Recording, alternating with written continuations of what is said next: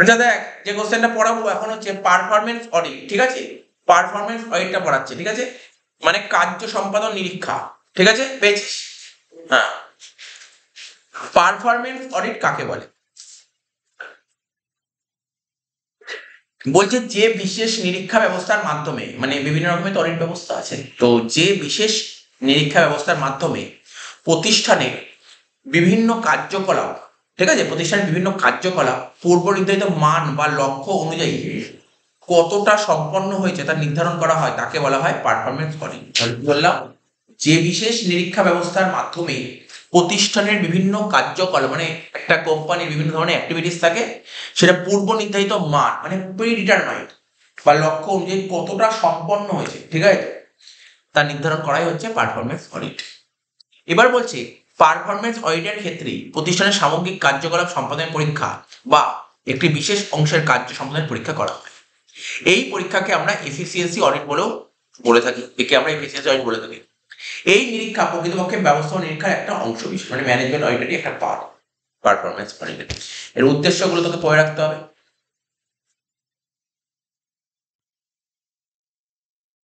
কি বলেছে? কারবারের বিভিন্ন খাতের আয় ও ব্যয় বিশ্লেষণ করা, মানে বিজনেসের যে বিভিন্ন খাত আছে তার ইনকাম আর এক্সপেন্সেসটা অ্যানালাইসিস করা। পূর্ব নির্ধারিত মানের পরিপ্রেক্ষিতে প্রতিষ্ঠানের প্রকৃতি উৎপাদনের পর্যালোচনা করা, ঠিক আছে, প্রকৃতি উৎপাদনের পর্যালোচনা করতে হবে।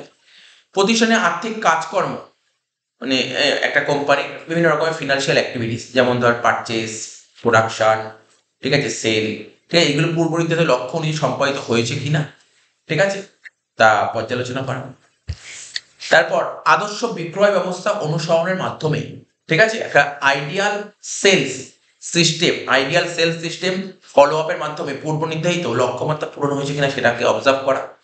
প্রতিষ্ঠানের বিভিন্ন কর্মচারী সম্পাদিত কাজ, সাংগঠনিক কাজ ইত্যাদি ক্ষেত্রে কোনো দুর্বলতা আছে কিনা সেটা অনুসন্ধান করা। প্রতিষ্ঠানের বিনিয়োজিত মূলধনের সঠিক ব্যবহার, মানে প্রতিষ্ঠানের যতটা ক্যাপিটাল ইন্ট্রোডিউস করা হয়েছে বা এমপ্লয় করা হয়েছে, ঠিক আছে, তো তার সঠিক ব্যবহার ও প্রতিদান হয়েছে কিনা তা বিচার করা। কাঁচামালের ব্যবহার, মজুরি, ব্যয়, ঠিক আছে, কাঁচামালের ব্যবহার মানে র মেটেরিয়াল, মজুরি মানে হচ্ছে ওয়েজেস, কাঁচামালের মিশ্রণজনিত কারণে মোট উৎপাদন ব্যয় পূর্ব নির্ধারিত মান অনুযায়ী হয়েছে কিনা, ঠিক আছে, সেটা বিচার করা। আর মজুত পণ্য মূল্যায়ন মানে ভ্যালুয়েশন অফ ইনভেন্টরি ভ্যালুয়েশনের সময় কোনো বৈষম্য থাকলে সেটা খুঁজে বার করা। এইগুলো হচ্ছে তোর পারফরমেন্স অডিটের একটা ইম্পর্টেন্ট কি বললাম, অবজেক্টিভস বললাম। তো 8টা পয়েন্ট বললাম অবজেক্টিভস, এই পয়েন্টগুলো তোকে মাথায় রাখতে হবে। ঠিক আছে, এবার কি বলছে পারফরমেন্স অডিটের কি বলছে অ্যাডভান্টেজ, ঠিক আছে, পারফরমেন্স অডিটের কি বলছে অ্যাডভান্টেজ, কি বলছে প্রথম পয়েন্ট কি অ্যাডভান্টেজ কি, মানে পারফরমেন্স অডিট থেকে কি কি অ্যাডভান্টেজ হতে পারে। Review of the activities of the directors, ঠিক আছে, কি বললাম, review of the activities of the directors মানে পরিচালকদের সম্পাদিত কাজের মূল্যায়ন, ডিরেক্টররা যে সমস্ত অ্যাক্টিভিটিস করবে সেই সমস্ত কাজের মূল্যায়ন।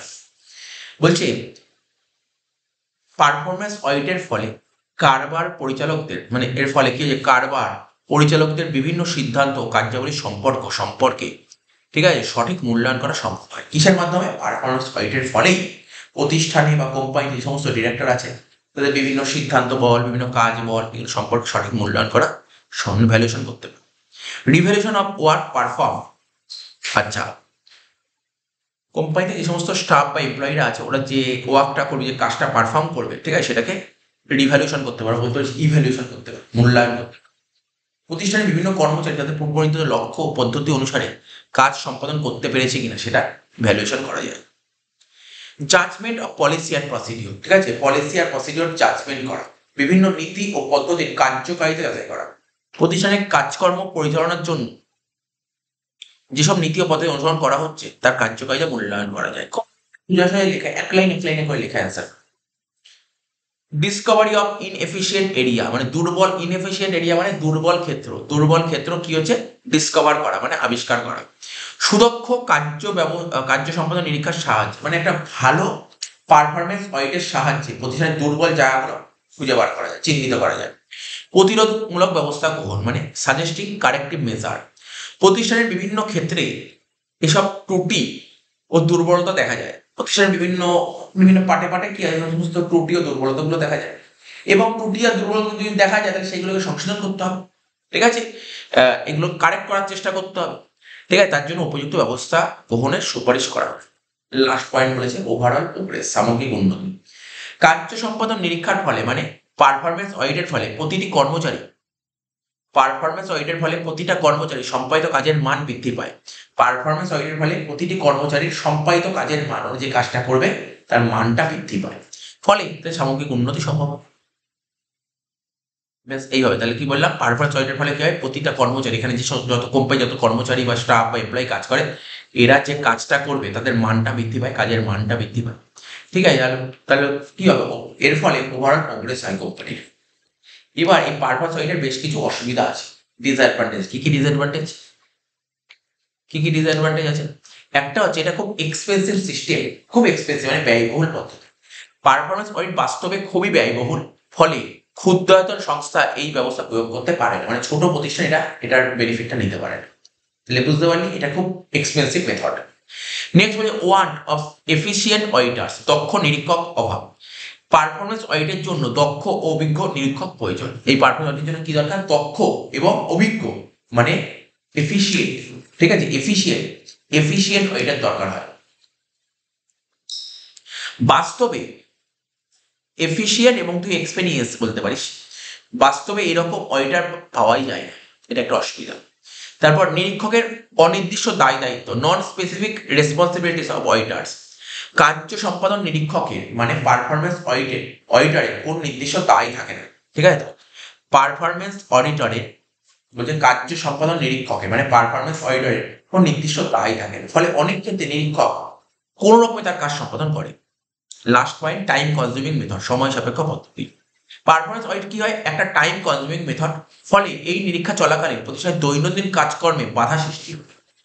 ঠিক আছে, এটা করতে প্রচুর সময় লাগে, তাই দৈনন্দিন কাজকর্মে বাধা সৃষ্টি হতে হয়। এটা হচ্ছে পারফরমেন্স অডিট। কি কি বললাম, জাস্ট একটু তোকে বললাম পারফরমেন্স অডিট জিনিসটা কি, এর অবজেক্টিভসটা পড়ালাম, এর অ্যাডভান্টেজ ডিসঅ্যাডভান্টেজ, সুন্দর সোজা কোশ্চেন। এবং আমি তোদের কি বলি, তোরা যারা ওয়েস্ট বেঙ্গল বোর্ডে পড়ছিস, 4টি টপিক আছে অনেক, এই 4টের মধ্যে পরীক্ষায় একটা তো আসবেই আসবে এবং কনফার্ম আসবে। তার মানে আগের দিন কস্ট অডিট পড়িয়ে দিয়েছি, ম্যানেজমেন্ট অডিট পড়িয়ে দিয়েছি, এখন পারফরমেন্স অডিট পড়ালাম, আর অডিট, ব্যাস শেষ, চ্যাপ্টারটাই শেষ। এই চ্যাপ্টারে 4টি টপিক আছে, আর কিচ্ছু নেই। 4টে টপিকের বাইরে আর কিচ্ছু টপিক নেই। তার মধ্যে তোরা যারা ওয়েস্ট বেঙ্গল বোর্ডে পড়ছিস, আগের মধ্যে যে টপিকটি চলে সেটা থেকে চলে আসবে, তাহলে বাকি তো 3টে টপিকই করতে হবে। এবং প্রতিটা টপিকে কাকে বলে, উদ্দেশ্য, সুবিধা, অসুবিধা, আমি যে বলতাম, তো পুরোটা পড়ে রাখবি। হয়তো তোকে সব দেবে না, যে কোনো একটা দেবে, হয় উদ্দেশ্য দেবে, নাই সুবিধা, নাই অসুবিধা, যে কোনো একটা দেবে, বাট সবকটা পড়ে রাখবি। লাস্ট পয়েন্ট পড়বো আছে কি, সোশ্যাল অডিট মানে সামাজিক নিরীক্ষা। ঠিক আছে, তো সোশ্যাল অডিট কাকে বলে, বলছে যে নিরীক্ষা ব্যবস্থার মাধ্যমে, কি বললাম, যে নিরীক্ষা ব্যবস্থার মাধ্যমে, ঠিক আছে, কোনো প্রতিষ্ঠান তার সামাজিক দায়িত্ব পালনে কতটা সক্ষম হয়েছে। আমি আবার বললাম, যে সোশ্যাল অডিট কাকে বলে, সোশ্যাল অডিট একটা অডিট সিস্টেম, যে অডিট সিস্টেমের মাধ্যমে কোনো প্রতিষ্ঠান তার সামাজিক দায়িত্ব পালনে কতটা সক্ষম হয়েছে। ঠিক আছে, মানে সামাজিক দায়িত্ব সোশ্যাল রেসপন্সিবিলিটি পূরণ করতে কতটা সক্ষম হয়েছে, সমাজ সম্পর্কে সে কতটা সচেতন। ঠিক আছে, সমাজ সম্পর্কে সে কতটা সচেতন, তার নিরপেক্ষ মূল্যায়ন করা। ঠিক আছে, এটাই হচ্ছে সামাজিক নিরীক্ষা। ঠিক আছে, এই সোশ্যাল অডিট সম্পর্কে ইএল কোহলার কি বলেছে, যে নিরীক্ষা ব্যবস্থা প্রতিষ্ঠানের জনস্বার্থ সম্পর্কিত, কি বললাম, প্রতিষ্ঠানের জনস্বার্থ সম্পর্কিত ও অলাভজনক কার্যকলাপ এবং তার সুদূর প্রসারী প্রভাবের উপর গুরুত্ব প্রদান করে তাকে সামাজিক নিরীক্ষা বলে। এই কথাটা কে বলেছিল, ইএল কোহলার কি বলেছিল, যে অডিট সিস্টেম, ভালো করে শুনবি, যে অডিট সিস্টেম প্রতিষ্ঠানের মানে কোম্পানি জনস্বার্থ সম্পর্কিত, টার্মটা ভালো করে বুঝি, জনস্বার্থ সম্পর্কিত, সামাজিক মানে কি, যেখানে কোনো লাভ থাকবে না, প্রফিট হবে না, নন প্রফিট মেকিং, অলাভজনক কার্যকলাপ এবং তার সুদূরপ্রসারী প্রভাবের উপর গুরুত্ব প্রদান করে তাকেই বলে সোশ্যাল অডিট। এবার একজন কি বলেছে, সামাজিক নিরীক্ষা হলো এমন এক লক্ষ্য, সামাজিক নিরীক্ষা কি এমন এক লক্ষ্য যাতে ভবিষ্যতে কোনো এক সময়ে প্রতিষ্ঠানগুলি তাদের সামাজিক কার্যকলাপ মূল্যায়ন করবে ঠিক যেভাবে বর্তমানে আর্থিক কার্যকলাপ মূল্য নির্ণয় করে থাকে। The concept of social audit is vision that some future time corporation will assess their social performance in as systematic manner as they now assess their financial performance. এটা বলেছিল। তাহলে আরো একবার বলে দিই, মানে এই ভদ্রলোক কি বলেছিল, সোশ্যাল অডিট হলো এমন এক লক্ষ্য যাতে ভবিষ্যতে কোনো এক সময়ে প্রতিষ্ঠানগুলি তাদের সামাজিক কার্যকলাপ মূল্যায়ন করবে, ভবিষ্যতে সোশ্যাল অ্যাক্টিভিটিস গুলো মূল্যায়ন করবে, ঠিক যেভাবে বর্তমানে আর্থিক কার্যকলাপের মূল্য নির্ণয় করে, মানে বর্তমানে যেভাবে করে থাকে ভবিষ্যতে এইভাবে করে। এবার এর উদ্দেশ্যগুলো পড়বো, সুবিধা পড়বো, অসুবিধা পড়বো, শেষ হয়ে যাবে। তো সোশ্যাল অডিটের কিছু অবজেক্টিভস আছে কি কি? একটা study the principal and procedure, মানে প্রিন্সিপাল অ্যান্ড প্রসিডিওর গুলো কি করবো? স্টাডি করবো। মানে প্রতিষ্ঠানের নীতি মানে প্রিন্সিপাল, পদ্ধতি মানে প্রসিডিওর, এগুলো কি বিচার বিশ্লেষণ করবো। প্রতিষ্ঠানে যে সমস্ত নীতি মানে প্রিন্সিপাল, পদ্ধতি মানে প্রসিডিওর, মানে একটা কোম্পানি যে সমস্ত প্রিন্সিপাল এবং প্রসিডিওর গুলো আছে না, যেগুলো আছে সেগুলো সামাজিক দিক থেকে, সমাজের দিক থেকে কতটা উপযোগী সেটা বিচার করতে হবে, সোসাইটির দিক থেকে কতটা উপযোগী সেটা তোকে বিচার করতে হবে। 2 নম্বর, প্রতিষ্ঠানের কাজকর্মে মূল্যায়ন, ভ্যালুয়েশন অফ এবিলিটিস,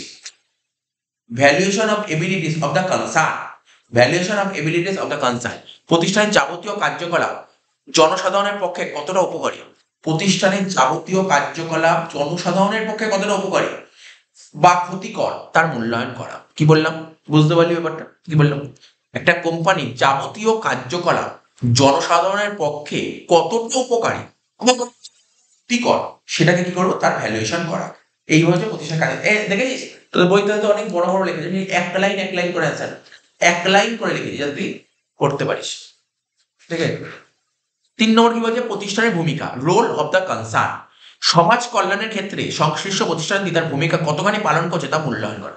সমাজ কল্যাণের ক্ষেত্রে এই তোমার যে কোম্পানি আছে, তোমার যে প্রতিষ্ঠান আছে, তোমার যে অর্গানাইজেশন আছে, তার ভূমিকা কতখানি পালন করছে সমাজের দিক থেকে, ঠিক আছে সেটা। নেক্সট পয়েন্ট, তথ্য সংগ্রহ ও পরিবেশন, কালেকশন এবং কমিউনিকেশন অফ ইনফরমেশন। তো যে ইনফরমেশন আছে সেই ইনফরমেশনগুলোকে কালেক্ট করা এবং সেইগুলো কমিউনিকেট করা। বলছে তথ্য সংগ্রহ করবে এবং পরিবেশন করবে, সংগ্রহ করলেই হবে না, সেটাকে পরিবেশন করতে হবে, তথ্যটাকে মানে ইনফরমেশন কালেক্ট করতে হবে, তারপরে এগুলোকে কমিউনিকেট করতে হবে। তো কি বলছে? সমাজের অর্থনৈতিক উন্নতির গতি প্রকৃতি, আজকে তো সোসাইটি আছে, সোসাইটির যে অর্থনৈতিক উন্নতি তার গতি প্রকৃতি সম্পর্কে গবেষণার জন্য প্রতিষ্ঠানের লক্ষ্য, পরিকল্পনা, নীতি ইত্যাদি সংক্রান্ত তথ্য পরিবেশন করা।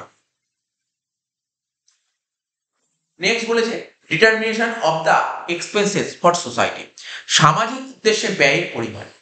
কোন প্রতিষ্ঠান সামাজিক দায়িত্ব পালনের জন্য যথা জানিস আমরা যে সমাজে থাকি, সামাজিক দায়িত্ব পালনের জন্য কি কাজ করে? গাছ পুঁতি, এটাকে কি বলা হয়? বৃক্ষরোপণ বলা হয়, ঠিক আছে তো। তারপর হচ্ছে খেলাধুলার উন্নতি, এটা সমাজের জন্য, সোসাইটির জন্য খেলাধুলার উন্নতি, প্রতিবন্ধীদের সাহায্য করা, ঠিক আছে, ইত্যাদির জন্য কি পরিমাণ অর্থ খরচা করা হচ্ছে সেটা পরিমাপ করা। এটা হচ্ছে সামাজিক উদ্দেশ্যে ব্যয়ের পরিমাণ। তাহলে সামাজিক উদ্দেশ্যে ব্যয় কি হলো?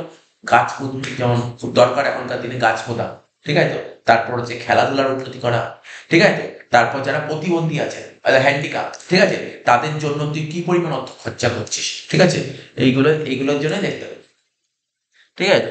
তাহলে হয়ে গেল। এবার হচ্ছে তাহলে বুঝতে পারলি, এটা হলো উদ্দেশ্যগুলো বললাম, উদ্দেশ্যগুলো একদম দেখ তোদের পরীক্ষায় যেমন 4 নম্বর, তোরা যা ওয়েস্ট বেঙ্গল পড়ে যাবে তো 4 নম্বর দেবে, 4টে পয়েন্ট সুন্দর করে লিখতে পারবি, কোনো ইজি নাম্বার তোলাটাও খুব ইজি হয়ে যাবে, ঠিক আছে। তো জাস্ট তোকে পড়তে হবে যে এইটুক পয়েন্ট তোকে নোট করে দিয়ে এইটুক লিখলেই হবে। বইতে তো অনেক বড় বড় লেখা আছে না, আমি ওটাকে অনেক ছোট করে, কিন্তু পরীক্ষা তুই যেটুকু লিখতে হবে সেইটুকুই করার চেষ্টা করেছি। সামাজিক নিরীক্ষার সুবিধা কি বলছে? Advantage of social audit. প্রথম পয়েন্ট কি লিখবো? সোশ্যাল ডেভেলপমেন্ট মানে সামাজিক উন্নয়ন। সামাজিক নিরীক্ষার ফলে প্রতিষ্ঠানের সামাজিক কার্যকলাপ বৃদ্ধি পায়। প্রতিষ্ঠানে কি হয়? সামাজিক কার্যকলাপ বৃদ্ধি পায়, ফলে সমাজের সামগ্রিক উন্নয়ন ঘটে। তাহলে কি বললাম? সোশ্যাল অডিটের ফলে প্রতিষ্ঠানের সামাজিক কার্যকলাপ বৃদ্ধি পায়। সোশ্যাল অডিট থাকলে প্রতিষ্ঠানের সামাজিক কার্যকলাপগুলো ভালো, মানে সোশ্যাল অ্যাক্টিভিটিস গুলো ভালো হবে, সমাজের যে কাজগুলো হয় সেগুলো ভালো হবে যদি তোর কোম্পানিতে যদি সোশ্যাল অডিট চালু থাকে, ঠিক আছে। ফলে সমাজের সামগ্রিক উন্নয়ন ঘটে। ইনক্রিজ ইন সোশ্যাল অ্যাওয়ারনেস, সমাজ সচেতনতা বৃদ্ধি, ঠিক আছে। এই সমাজ সচেতনতা বৃদ্ধি জিনিসটা কি হবে? এখান থেকে কি বুঝতে পারি আমরা? সমাজ সম্পর্কে সচেতনতা, ঠিক আছে, বৃদ্ধি, সমাজ সম্পর্কে সচেতনতা বৃদ্ধি তথা সামাজিক দায়িত্ব পালন সম্পর্কে কতখানি, সামাজিক দায়িত্ব পালন সম্পর্কে কর্তব্য কতখানি সেটা জানা যায়, ঠিক আছে। এটা হচ্ছে সমাজ সচেতনতা বৃদ্ধি, সমাজ সম্পর্কে সচেতনতা বৃদ্ধি, ঠিক আছে, তথা সামাজিক দায়িত্ব পালন সম্পর্কে কর্তব্য কতখানি সেটা জানা যায়। নেক্সট বলেছে পরিবেশের ভারসাম্য রক্ষা করা, টু মেনটেন ইকোলজিক্যাল ব্যালেন্স, পরিবেশের ভারসাম্য রক্ষা করবে। সামাজিক নিরীক্ষা ব্যবস্থা প্রচলিত থাকলে পরিবেশের ভারসাম্য রক্ষা করা সম্ভব হয়। Next, selection of right product and services, সঠিক পণ্য ও সেবা নির্বাচন। বলছে পরিবেশ বান্ধব পণ্য উৎপাদন, ঠিক আছে, ও সমাজের প্রয়োজনীয় সঠিক মানে সেবা প্রদানের ক্ষেত্রে কারবার কি ভূমিকা পালন করেছে, ঠিক আছে, তা মূল্যায়ন করা যায়। ঠিক আছে, তাহলে কি বলছে, selection of right product and service, মানে রাইট প্রোডাক্ট মানে সঠিক পণ্য, প্রোডাক্ট মানে কি পণ্য দ্রব্য, মানে রাইট যে গুডসটা আছে এবং সার্ভিস আছে, এটাকে তোকে নির্বাচন রাইটটা সিলেক্ট করতে হবে, মানে পরিবেশের জন্য ভালো এমন প্রোডাক্ট, ঠিক আছে, পরিবেশের জন্য ভালো। বলছে পণ্য উৎপাদন ও সমাজের প্রয়োজনীয় সঠিক মানের সেবা প্রদানের ক্ষেত্রে কারবার কি ভূমিকা পালন করছে তার মূল্যায়ন করা যায়। নেক্সট, অসাধু কাজকর্মের প্রতিরোধ, প্রিভেনশন অফ ডিসঅনেস্ট অ্যাক্টিভিটি, যদি সমাজে যদি কোনো রকমের অসৎ কাজ হয়, বাজে কাজ হয়, ঠিক আছে, সেইগুলোকে কি করতে হবে, প্রিভেন্ট করতে হবে, প্রতিরোধ করতে হবে। ঠিক আছে, সমাজের পক্ষে ক্ষতিকর কোনো কাজ করতে উদ্যোগী হলে, মানে সমাজের পক্ষে এমন কোনো কাজ করে সমাজের পক্ষে ক্ষতিকর, যদি এরকম কোনো কাজ করতে উদ্যোগী হয়, সামাজিক নিরীক্ষার মাধ্যমে সোশ্যাল অডিট মানুষ সেটা ধরা পড়ে, এটাকে প্রিভেন্ট করা যায়, প্রতিরোধ করা যায়। খেলাধুলা ও সংস্কৃতির প্রসার, এক্সপ্যানশন, ঠিক আছে, কি বললাম, expansion of games and sports and culture, ঠিক আছে, তো মানে গেম খেলাধুলা, স্পোর্টস কালচার, কালচার ও সংস্কৃতি এটা হয় স্পোর্টস, বুঝতে পারলি, এইগুলোর এক্সপ্যান্ড করা মানে প্রসার করা। দেশের খেলাধুলা ও সংস্কৃতির প্রসারে প্রতি কারবারের দায়িত্ব, ঠিক আছে, তো দেশের খেলাধুলা ও সংস্কৃতির প্রসারের প্রতি কারবারের দায়িত্ব কতখানি তা মূল্যায়ন করা হয়, ফলে দেশের খেলাধুলা ও সংস্কৃতির প্রসার ঘটে। নেক্সট বলছে ইনক্রিজ ইন পাবলিক সাপোর্ট, জনসমর্থন বৃদ্ধি, বিভিন্ন সামাজিক কার্যকলাপের ফলে কারবারের সঙ্গে সমাজের বিভিন্ন শ্রেণীর যোগাযোগ ঘটে, ঠিক আছে, তো ফলে জনসমর্থন বৃদ্ধি। খুব সুন্দর সুন্দর সোজা সোজা পয়েন্ট দিয়েছে। এবার পড়বো কি লাস্ট, এটাই ডিসঅ্যাডভান্টেজ অফ সোশ্যাল অডিট। তাহলে এটাও ভাব, সোশ্যাল অডিট প্রথম ডিসঅ্যাডভান্টেজ, সবকটা পয়েন্টে যদি একটাই ডিসঅ্যাডভান্টেজ সবার প্রথম এটাই থাকছে, সেটা কি এক্সপেন্সিভ মেথড, এটা একটা বলি এক্সপেন্সিভ মেথড, ঠিক আছে, ব্যয়বহুল পদ্ধতি, প্রতিষ্ঠানের বিভিন্ন নিরীক্ষা ব্যবস্থা পাশাপাশি সামাজিক নিরীক্ষার জন্য অতিরিক্ত ব্যয়ভার গ্রহণ করতে হয়। ঠিক আছে, একটা কোম্পানিতে বিভিন্ন নিরীক্ষা ব্যবস্থা থাকে, তার সাথে সোশ্যাল অডিট যদি থাকে না, তার জন্য অতিরিক্ত খরচা বহন করতে হয়, ফলে পরোক্ষভাবে উৎপাদন ব্যয় বৃদ্ধি। দক্ষ নিরীক্ষকের অভাব, কি বলছে, বলছে দক্ষ নিরীক্ষকের অভাব, lack of efficient of social auditor, ঠিক আছে, তো সামাজিক নিরীক্ষার জন্য নিরীক্ষা সংক্রান্ত জ্ঞানের পাশাপাশি পরিবেশ বিজ্ঞান তথা অন্যান্য বিষয় জ্ঞান থাকা প্রয়োজন। বাস্তবে এরকম অডিটার সহজে পাওয়া যায় না। তো এর ডিসঅ্যাডভান্টেজ দুটো পয়েন্টই আছে, ঠিক আছে, দুটো পয়েন্টই আছে। তো এটা তুই 4 নম্বরে হয়তো আসবে না, এটা তোকে দিতে পারে সোশ্যাল অডিটের অবজেক্টিভস বা তোর অ্যাডভান্টেজ দিতে পারে তোদের পরীক্ষায় ওয়েস্ট বেঙ্গল বলে।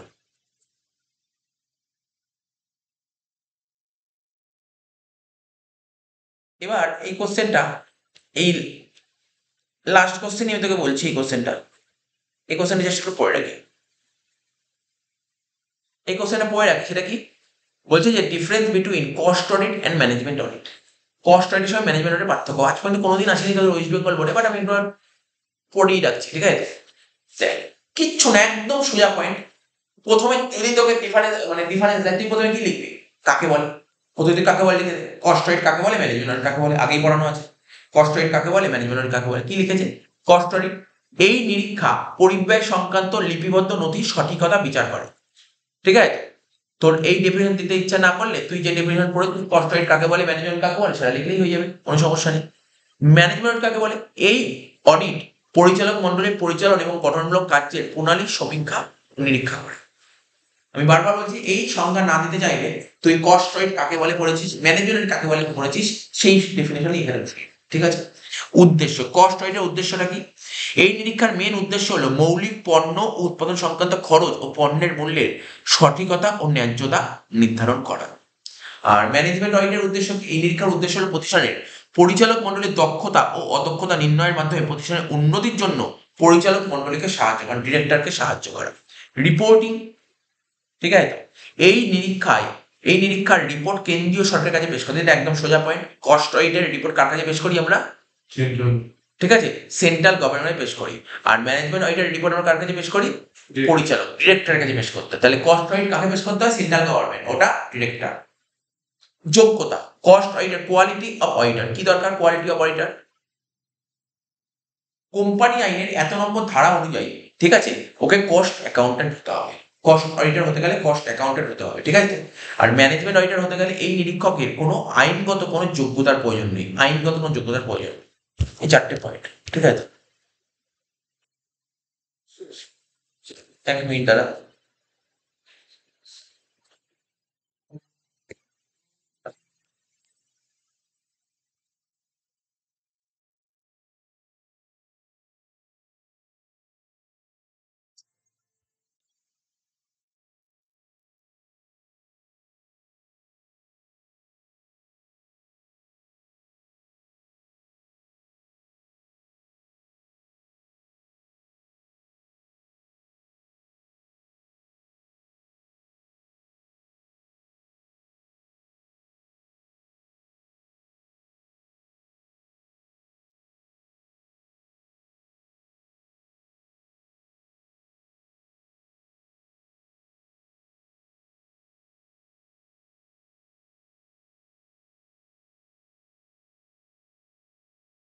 এখানে এখানে আমার কাছে ওই নোটটা হচ্ছে, এই নোটটা বেশি ভালো লেখা আছে, কস্ট অডিটের সঙ্গে ম্যানেজমেন্ট অডিটের পার্থক্য, ঠিক আছে। এখানে একটা পার্থক্য লেখা আছে, এইটাই বেশি বেটার। প্রথমে তো আমি পড়লাম না সংজ্ঞা তো তোদের পড়িয়ে দিয়েছি, সংজ্ঞা তো প্রথম আগের ক্লাসেই পড়েছি, কস্ট অডিট কাকে বলে, ম্যানেজমেন্ট অডিট কাকে বলে, ওই পার্থক্যটা দিবি সংজ্ঞাতে। মানে তোকে যখন পার্থক্য লিখতে হলে কস্ট অডিট আর ম্যানেজমেন্ট পার্থক্য, প্রথম পয়েন্ট হচ্ছে সংজ্ঞা দিতে হয়। সংজ্ঞা যেটা আমরা ক্লাসে পড়েছি সেটা দিলেই হবে, এখানে যেটা দিয়েছে না দিলেও চলবে, কিন্তু আমরা যেটা সংজ্ঞা প্রথম দিন যেটা পড়ালাম না, কস্ট অডিট কাকে বলে, ম্যানেজমেন্ট কাকে বলে, ওই সংজ্ঞাটা দিলেই হবে। 2 নম্বর উদ্দেশ্য। উদ্দেশ্য তোকে বললাম উদ্দেশ্যটা কি, ঠিক আছে। বা এই এখানে যে উদ্দেশ্য লেখা আছে, এই উদ্দেশ্য না দিলেও হবে, তুই কস্ট অডিটের উদ্দেশ্য আলাদা করে পড়লি, ম্যানেজমেন্ট অডিটের উদ্দেশ্য আলাদা করে পড়লি, ওখান থেকে তুই যে কোনো একটা পয়েন্ট তুলে দিলি, উদ্দেশ্য হয়ে গেল, কোনো সমস্যা নেই। তাই একটা কাকে বলে হলো একটা উদ্দেশ্য হয়। 3 নম্বর, 3 নম্বর এখানে কি বলছে? বলছে আইনের সংস্থান, আচ্ছা সরি সময়কাল এখানে দিয়েছে, সময়কাল, ঠিক আছে, আমি এই নোটটা পরে দিয়ে দিচ্ছি। সময়কাল কি বলছে? যদি সেন্ট্রাল গভর্নমেন্টের আদেশ অনুসারে এই নিরীক্ষা চালানো হয়, ঠিক আছে, এই নিরীক্ষা চালানো হয়, তাহলে ওই আদেশে বিশেষভাবে যে বছরটির উল্লেখ থাকে সেই বছরের জন্য নিরীক্ষা করতে হয়। বলে দিই কস্ট এটা কি বলেছে, মানে এই সময়কালটা কি বলতে চেয়েছে। যদি সেন্ট্রাল গভর্নমেন্টের আদেশ অনুযায়ী কস্ট রেটটা করা হয়, সেন্ট্রাল গভর্নমেন্টের আদেশে এই কস্ট রেট করা হয়, তাহলে ওই আদেশে বিশেষভাবে যে বছরটির মেনশন করা থাকবে সেই বছরের জন্য এই নিরীক্ষা করতে হয়, বুঝতে পারলি? সেন্ট্রাল গভর্নমেন্টের আদেশ অনুযায়ী যদি তুই কস্ট রেট করিস, তাহলে তাহলে ওই আদেশে মানে ওই বুঝতে পারলি তো, ওই অর্ডারে যেই বছরটার উল্লেখ আছে, ঠিক আছে, সেই বছরেরই কস্ট রেটটা করতে হবে। আর ম্যানেজমেন্ট অডিট কি বলছে? এই নিরীক্ষার সময়কাল বিষয়ে কোম্পানি আইনে, ঠিক আছে, কিছু বলা নেই। তাই বলে পরিচালকগণ যে সময়ের জন্য এই নিরীক্ষা চাইবেন, ঠিক আছে, সেই সময়ের জন্য নিরীক্ষা চলে, তাই সেই সময় 1 বছর না হয় 3-4 বছরও হতে পারে, ঠিক আছে, 1 বছর না হয় এটা 3-4 বছরও হতে পারে। আইনের সংস্থান কি বলেছে? Companies cost record and audit rules 2016 উল্লেখিত কিছু বিশেষ ধরনের কোম্পানির ক্ষেত্রে পরিব্যয় নিরীক্ষা প্রযোজ্য, মানে কস্ট অডিট কিছু বিশেষ ধরনের কোম্পানির ক্ষেত্রে প্রযোজ্য। এটা কোম্পানি আইনের কত নম্বর ধারা এটা বলে দিয়েছে, কোম্পানিজ রুল 2016 এটা বলা আছে। আর কোম্পানি আইনে এই নিরীক্ষা সম্পর্কে কিছু বলা নেই, পরিচালক মনে করলে এই ব্যবস্থা করতে পারে। রিপোর্ট পেশ, আগেই বলেছি রিপোর্ট, কস্ট অডিটের রিপোর্ট কাকে পেশ করতে হয়? সেন্ট্রাল গভর্নমেন্টের কাছে, ঠিক আছে।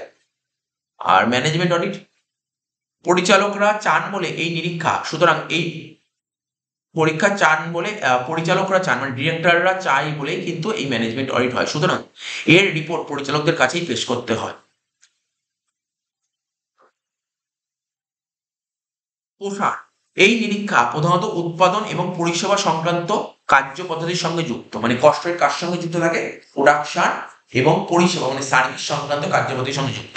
আর ম্যানেজমেন্ট অডিট যাবতীয় গুরুত্বপূর্ণ কেন্দ্রগুলিতে বিস্তৃত হতে পারে, যেমন উৎপাদন ক্ষেত্র, পরিচালনা বিভাগ। এখানে এর যোগ্যতা কি বললাম, অলরেডি বলে দিয়েছি, যোগ্যতা কি বলেছিলাম? কস্ট অডিটরকে কস্ট অ্যাকাউন্টেন্ট হতে হবে, কিন্তু ম্যানেজমেন্ট অডিটরকে এই নিরীক্ষার জন্য আইনগত কোনো যোগ্যতার উল্লেখ নেই, কেউ প্রয়োজনীয় দক্ষতা ও জ্ঞানের অধিকারী হলেই পরিচালনা সংক্রান্ত নিরীক্ষা চালাতে। বড় কোশ্চেন হিসেবে পড়িয়ে দিলাম 7টা পয়েন্ট, ঠিক আছে।